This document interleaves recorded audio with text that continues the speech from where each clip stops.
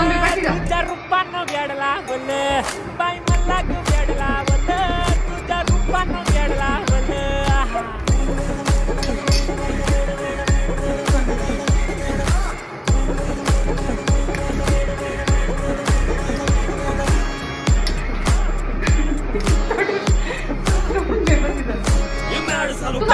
सोडून आलो मी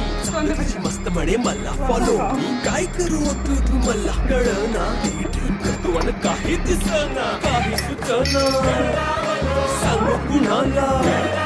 आता काय मी करू ऐन ज्वारीची नाजूकशी तू नार हो